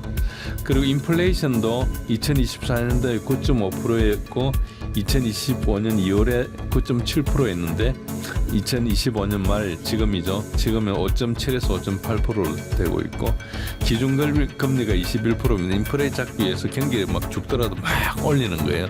그랬는데 지금 이게 12월 회의에서 20%로 인하해서 인플레가 잡히기 때문에 계속 이제 이거를 2026년도에는 15%, 6% 쪽으로 낮출 계획이라고 하고 있습니다. 경제 전망은 그렇습니다. 대략 GDP는 0.5에서 1.5%로 보고 있는데 1% 이상으로 전망하는 데가 한 4군데 정도 되고요.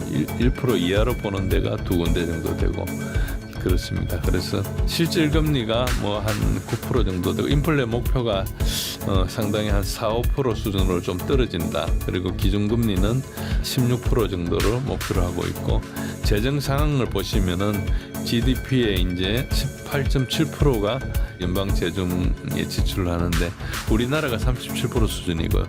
서방의 주요 국가들 다 40%를 넘습니다. 그러니까 연방 재정 지출이 그렇게 높지 않은 거죠. 그렇고 재정 적자도 GDP의 1.6%, 2.6%인데 주요국들은 다 7% 이상 되고, 미국은 엄청납니다. 한 거의 10% 훨씬 넘습니다.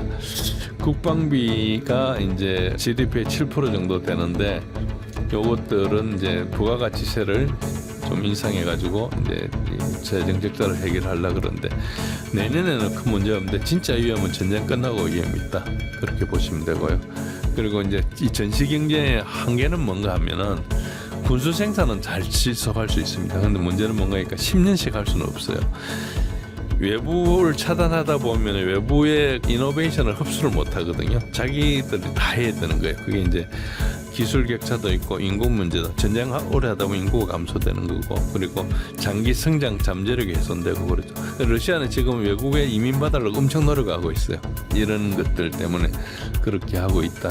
그런데 전체적으로 뭐 아직까지는 러시아가 큰 문제가 없고 오히려 유럽이 위험하고 민간부 유럽은 지금 전쟁 준비한다고 계속 이제 군비에 돈을 쓰고 있기 때문에 군수 부분이 활성화되고 민간 부분이 위축되고 있고 유로 본드가 이제 금리 문제가 발생하고 있죠.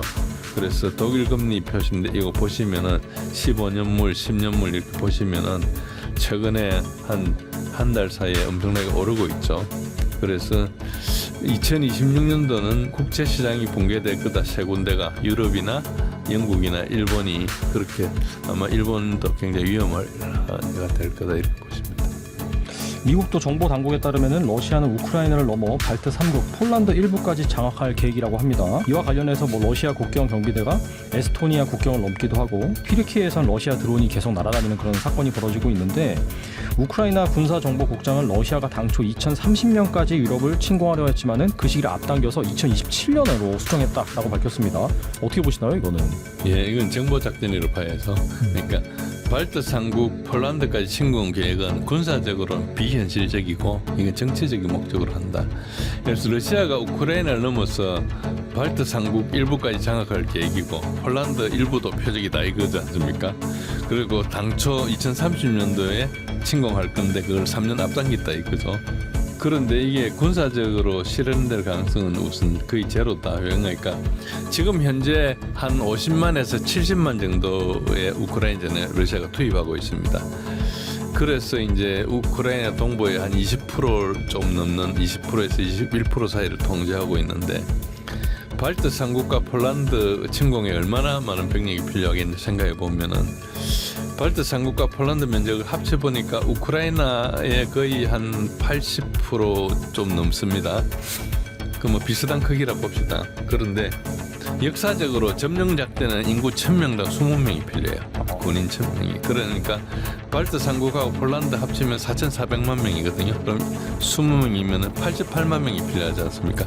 지금 그러니까 우크라이나 그리고 시리아에도 가 있거든요. 그리고 국경 방어 원체 국경이 넓으니까 국경 방어 등에 소요되는 병력을 다 합치면 최소한 200만 명이 필요한 거예요. 그 200만 명 조달한다는 게 쉽지 않죠. 그리고 이제 이 발트 3국하고 폴란드는 뭐가 문제가 있까 나토 국가예요. 러시아가 침공하면 나토가 자동 개입하기 때문에 미국, 영국, 프랑스, 독일이 다 들어와서 3차 대전이 될 수밖에 없어요. 그러니까 우크라이나도 나토 회원국이 아니기 때문에 침공한 거지 나토 회원국이었으면 침공을 못하는 거지 않습니까? 그래서 우크라이나가 계속 그 러시아를 괴롭히니까 나토 가입을 하지 마라 그렇게 계속 이야기했던 거죠. 그러니까 결국은 이렇게 되면 핵 전쟁을 할 수밖에 없는 거죠. 그러니까 재래식 전력에서 나토가 마음 먹고 다 모은다면은 전체를 상대할 수는 없거든요. 그러니까 결국은 패배가 확실하면 전술핵이든 무슨 핵을 사용해야 되겠죠. 그러면 나토도 핵으로 대응할 수밖에 없지 않습니까? 그럼 이걸 상호 확정 파괴될 때까지 하는 거예요. 그러니까 지구가 가로될 때까지 없어지는 거죠. 그리고 GDP 6-7%로 지금 하고 있는데 나토하고 전쟁하려면은 15% 내지 20% 필요하죠. 이거 하다가 소련이 망했거든요. 그런데 이걸 러시아가 할 리가 없죠. 자기네들은 아는데. 그런데 왜 이런 주장이 나왔을까? 일단 유럽은 국방비 정액 압박이 있는데 국민들은 반대를 해줘. 자기 연금 깎아가지고 지금 국방비 내야 되는 판이니까. 그래서 이제 러시아가 발트하고 폴란드를 침공할 계획이라는 정보를 흘리면은 유럽 국가들이 겁을 먹고 국방비를 늘릴 거다. 그래서 실제로 독일, 폴란드들이 국방부비를 대폭 정액을 했죠. 그리고 이제 우크라이나 지원 지속을 좀 정당화한다. 사실 이게 왜 우크라이나를 계속 지원해야 되냐, 이 피로감 형성대가 데모도 하고 그래요. 반대도 많이 하고. 미국은 뭐 우리 납세자들은 이 우리는 무슨 상관이냐 이렇게 생각하고 있는데 지금 러시아를 우크라이나에서 멈추지 못하면 다음은 폴란드다. 그럼 미군이 직접 싸워야 한다고 이렇게 하면은 지원이 정당한 거죠. 직접 미군이 싸우는 것보다 지금 우크라이나에 지원해 우크라이나가 멈추게 하는 게 낫다 이런 거죠. 이건 실제로 린지 그레엄 의원이 주장한 겁니다. 이런 말을 정확하게 하고 있어요. 그리고 이제 나토 결속을 강화하는 건데 트럼프가 나토에 대해서 계속 회의적인 발언을 하니까 나토 내부에서 이게 균열되겠구나 이게 내부적으로 이제 일어나고 있는 거죠. 그러니까 이제 나토가 무너지면 안 되겠다는 사람들이 러시아 위협을 계속 강조해야지 나토가 결속이 되는 거죠. 그런 측면이 있고 발트 3국의 안보 불안을 활용하는 겁니다. 발트 3국은 역사적으로 소련에 병합됐어요. 소련에 병합돼 있는 동안에도 서방에서는 그거를 인정을 안 해줬어요. 거의 6, 70년 동안 인정을 안 해줬어요. 그런 상태에 있기 때문에 제일 먼저 이제 독립을 했죠. 소련 무너지면서. 그 안에 러시아계 소수민족이 되게 많이 있거든요. 그런 측면이 있고 폴란드도 이제 러시아하고 역사적으로 관계가 안 좋으니까 그런 것들이 있고 그러니까 항상 불안을 느끼고 있어요. 러시아에 대해서. 이걸 자극해가지고 나토 동쪽 방어선을 강화하는 거죠. 사실은 뭐 이 해당되는 국가는 이렇게 안보 불안이 있기 때문에 이 이야기에서 떨어질 수 없는데 그리고 뭐 드론을 보내고 이것도 가짜 깃발 작전이든 하이브리드 전쟁이든 둘 중에 하나입니다. 가짜 여부는 좀 불확실하고 사실 여부 자체는 좀 불확실합니다. 가짜 깃발이거나 아니면 하이브리드. 가짜 깃발이라는 건 뭔가 하니까 이제 자기가 해놓고 남이 했다고 하는 그런 거죠. 그래 우크라이나 떨어진 러시아 드론 잔해 같은 거 모아가지고 이렇게 한 그런 경우도 좀 있었어요. 실제로. 그리고 그게 아니고 실제로 이게 조작인 게 아니고 러시아에서 일부러 이렇게 했다 이렇게 할 수도 있어요. 하이브리드전 일부러 일단 드론으로 나토의 방공망을 좀 테스트도 하고 계속 심리전을 해서 공포도 조정하고 정보도 수집하고 그리고 정치적 압박도 하고 이렇게 하는 건데 이걸 한다고 해서 전면전을 하는 것은 아니고요. 재래식 전쟁을 피하려고 상대를 괴롭히는 것일 수도 있습니다. 냉전 시기에도 소련은 나토 영공을 자주 이제 정찰기를 보내고 했거든요. 잠수함으로 영해 침범도 하고. 그래서 실제로 침공한 건 한 번도 없었어요. 그리고 이제 마지막으로 2027년도로 앞당겼다는 주장, 이건 우크라이나 군사 정보국장이 한 말인데 이건 논리적으로 좀 모순이 됩니다. 만약에 2030년도에 나토를 침공할 계획이었다면 왜 2022년도에 우크라이나를 침공했느냐? 우크라이나를 먼저 정리하고 나토를 공격하는 게 논리적인데 지금 우크라이나에서는 자기는 말로 러시아가 고전하고 있는데 고전하고 있는 상황에서 계획을 앞당긴다? 밀어야지. 그렇잖아요. 지금 우크라이나가 우후죽순으로 넘어가가지고 금방 뭐 한 예를 들어 2022년도 해가지고 뭐 거의 1년 만에 우크라이나가 넘어갔다. 그러면 이 말들이 다들 맞든 안 맞든 겁을 먹을 거 아닙니까? 근데 지금 자기네들은 러시아를 막 비웃고 있어요. 땅을 그까지밖에 차지 못했니 뭐 형편없다고 그러고 뭐 심지어는 먹을 게 없어가지고 자기 동료들 식인해가 먹는다는 등 뭐 옛날엔 삽 가지고 한다는 등 뭐 별의별 이야기를 다 했는데 그런데 지금 무슨 배짱으로 2030년 계획했다가 2027년을 앞당긴다는 이게 앞뒤가 안 맞는 말이죠. 그래서 만약에 러시아가 나토 침공 계획을 했다면은 2030년도에 침공했다면은 그 침공하려고 계획을 했다면은 우크라이나 전쟁으로 인해서 그 계획은 무기한 연기됐을 거다. 그러니까 이 말이 좀 안 맞는 거죠. 요 논리는 뭔가 그러니까 도미노 이론하고 똑같습니다. 그러니까 1950, 60년대에 베트남 전쟁을 개입하고 싶은데 미국이 명분이 없으니까 베트남이 공산화되면 라오스, 캄보디아, 태국, 말레이시아가 차례로 공산화된다. 심지어 우리도 그걸 그때 믿었어요. 저는 그 시대에 살아서 아는데. 근데 결과는 75년도에 베트남이 공산화됐는데 태국, 말레이시아 아무 데도 안 넘어갔거든요. 그러니까 도미노 이론이 안 맞는 거예요. 그러니까 도미노 이론은 그럴듯하지만 맞지 않는 거죠. 그러니까 우크라이나를 막지 못하면 발트 3국이 넘어간다는 주장도 거의 비슷한데 결정적인 차이는 우크라이나는 나토도 아니거든요. 그러니까 발트 3국은 나토니까 나토인가 하고 나토 아닌가 하고 차이가 되게 많죠. 그래서 이제 푸틴은 실제로 이제 나토 확장을 중단해달라는 것이고 우크라이나와 조지아의 나토 가입을 막는 게 목표고 기존 나토 영국 공격을 의도도 없을 뿐 아니라 그걸 문서로 써줄 수도 있다 그랬어요.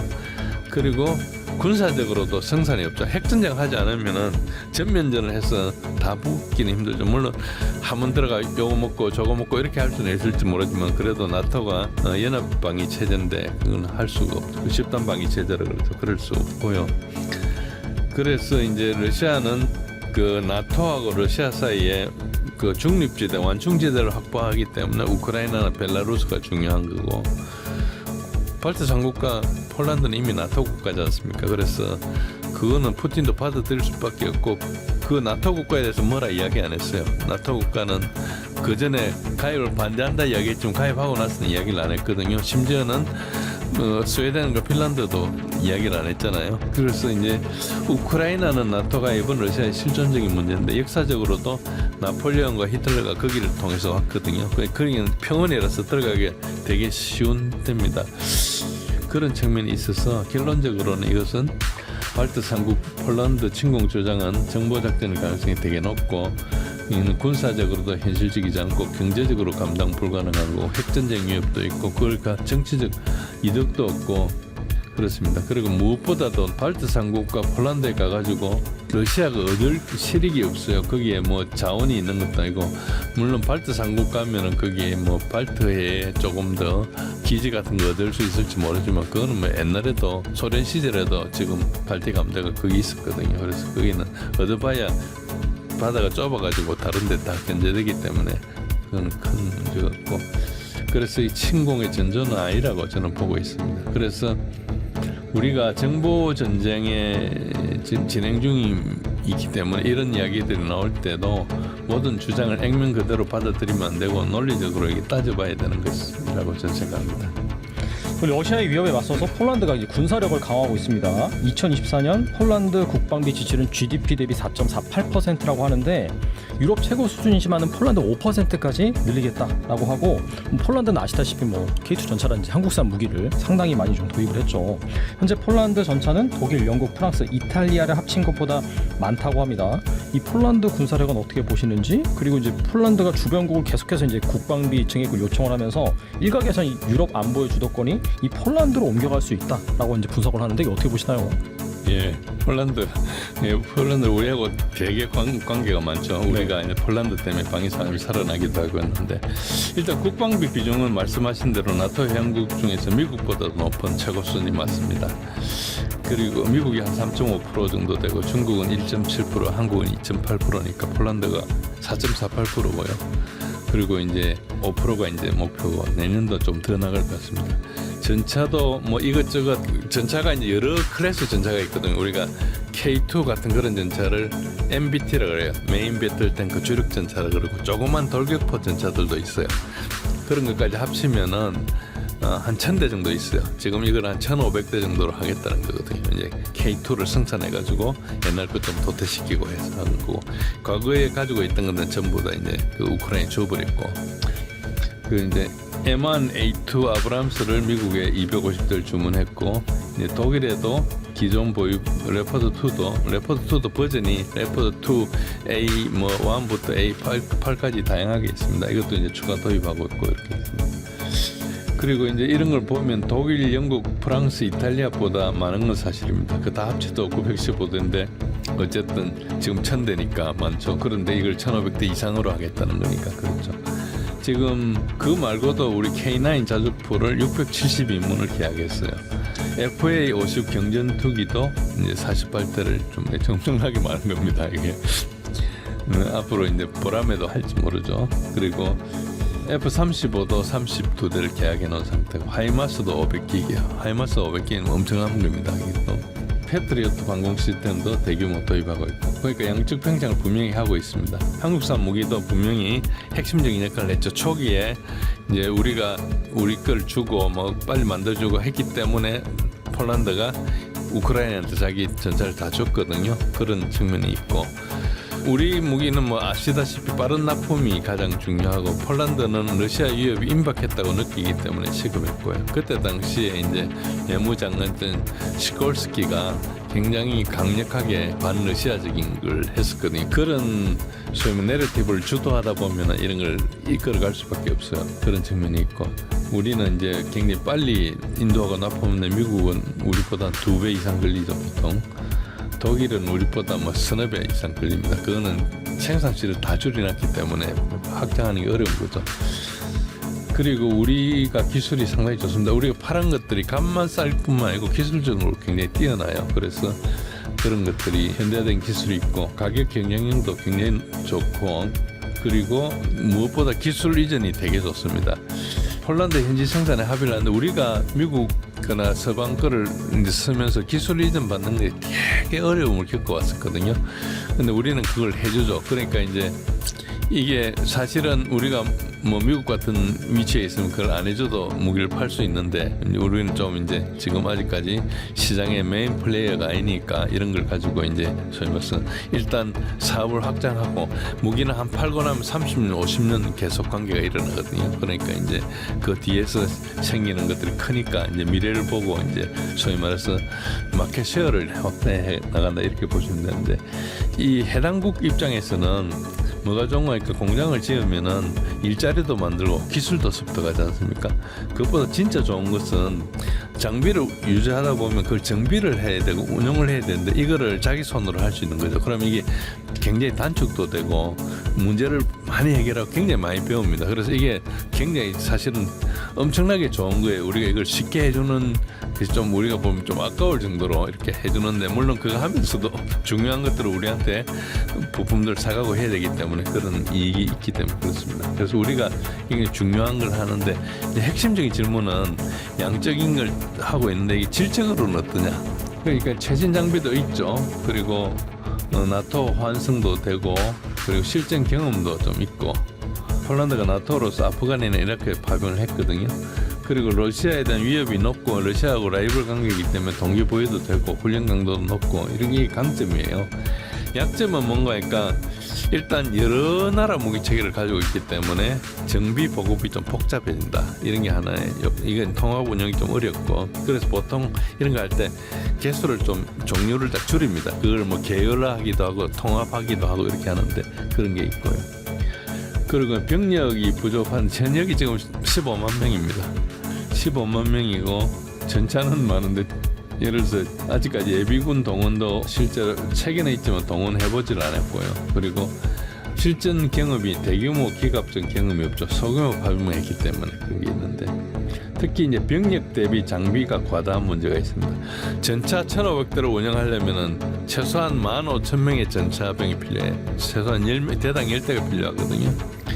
여기에 이제 정비, 보급, 지원 인력까지 하면 한 6만 명 이상 필요합니다. 그러니까 이게 전차가 운전해가 가는 게 아니고 밑에 막 계속 따라다니면서 갈아줘야 되거든요. 토 좀 봐도 막 갈아주고 뭐 안에 사고 나면 엔진 오일도 교환하고 뭐 계속 교환하면서 가야 되는 거죠. 탄약도 주고 이제 여러 가지 그런 것들이 있는데 이런 측면이 있고 그런데 폴란드 군이 15만 명인데 그러면 절반을 전차부대에 할애하면 해군도 있어야 되고 공군도 있어야 되고 방공도 있어야 되고 포병도 있어야 되고 통신도 있어야 되고 이게 좀 결국은 장비는 있는데 사람이 부족할 거다. 물론 이제 사람 모으는 계획은 하고 있겠죠. 사람 모으는 데는 돈도 들고 하기 때문에 다른 게 있지만 또 한편으로는 폴란드가 군비 증강하는 데서는 아까 말씀드린 그런 전략적 의도도 좀 있습니다. 그래서 이제 역사적 트라우마가 좀 있어서 여러 번 분할 침공당해가지고 사실 1차 대전 전에는 폴란드 나라가 없었거든요.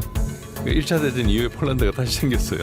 그런 게 있고 이제 지정학적으로 보면 러시아와 독일 사이에 있는 게 폴란드의 이제 비극 중에 하나죠. 이건 똑같이 발틱 삼국도 그렇습니다. 그래서 요 나라들이 인터마리움이라고 해서 과거 폴란드 루테니아 연방을 재현하겠다 이런 생각을 가지고 인터마리움이라는 것은 발틱해하고 흑해를 연결해서 이제 이 나라들이 하자 이런 그런 측면이 있어요. 이 발틱 나라들하고 폴란드하고는 좀 친한 편입니다. 그런데 또 한편으로 나토가 진짜 도와줄까 이런 의문도 있고 미국이 이제 나토를 냉대하니까 이런 측면도 좀 있는데 아까 말씀하신 가장 중요한 유럽의 안보 주도권이 폴란드로 이동하느냐 그걸 한번 따져보면은 여튼 독일이 쇠퇴하고 있고 프랑스가 한계를 보이고 있고 영국도 고립되어 있고 그러니까 폴란드가 부상하는 측면은 분명히 있어요. 분명히 이제 국방비도 많고 전사도 많고 우크라이나 지원에 선봉도 쓰고 반르의 강경 노선에 있는데 이걸 반대할 근거는 핵무기가 없다는 게 가장 큰 겁니다.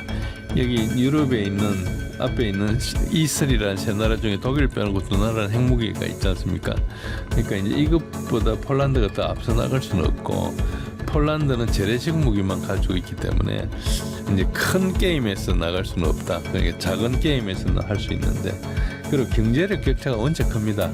이제 GDP로 보면은 폴란드가 독일의 한 5분의 1도 좀 안 되거든요, GDP가. 그러니까 이제 장기 경영에서 상당히 불리하고, 그리고 지금 5% 국방비를 쓰고 있잖아요. 이게 장기적으로 절대 유지 불가능합니다. 그리고 인구 감소가 막 지금 3,800인데 계속 감소하는데 징병제를 부활할 수 있느냐 이런 것도 있고, 그리고 외교적으로도 유엔 상임이사국도 아닌데 위에는 이제 프랑스하고 영국 상임이사국이니까, 그래서 EU 내에서도 영향력이 제한적이고 글로벌 동맹 네트워크 약하기 때문에 아마 이거는 안 된다. 그런데 이제 한국한테는 기회가 되죠. 그렇지만 지역 강국으로서는 부상하지만은 한계가 있다, 이렇게 저는 봅니다.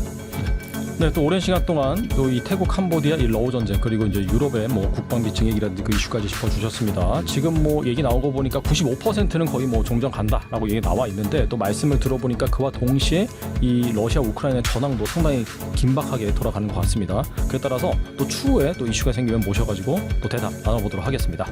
네, 지금까지 진재희 교수님 좋은 말씀 감사합니다. 네, 고맙습니다.